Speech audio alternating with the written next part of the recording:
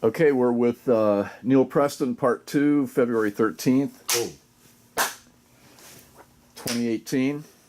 And so you mentioned it a little bit earlier that Dave Grohl was responsible for basically ruining your hearing. So yeah. tell us the story about that. It was Well, there was one day in particular in my career that I probably lost 20% of my hearing.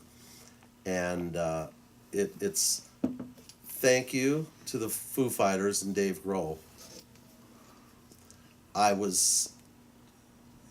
We're in Seattle, and I was shooting the Foo Fighters for, I think it was Q Magazine.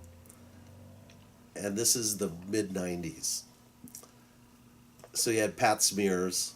This was Foo Fighters, original Foo Fighters, and we spent the afternoon doing the exterior group shots somewhere on the pier, in Seattle, and then they went to a band rehearsal, and we get to this rehearsal. It's essentially, it was a garage. I mean, it was a small studio with a little room, not much bigger than this room, and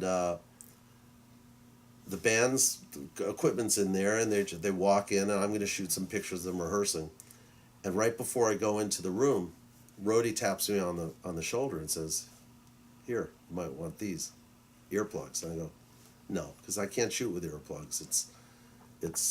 There's a weird disconnect between what I can feel and hear and what's happening with my cameras, just enough to set me off, So I say no, and Rhodey says, "You're going to need them."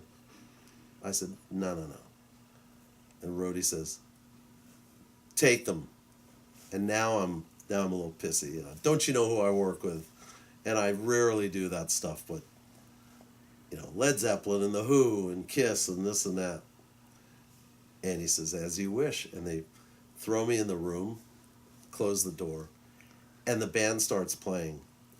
Within 20 seconds, I have a migraine. Within 30 seconds, I'm sure that blood is curdling down from my ears. 45 seconds, I am physically ill. Physically ill. And good timing. And at that point, shit, should I start over again? yeah. That's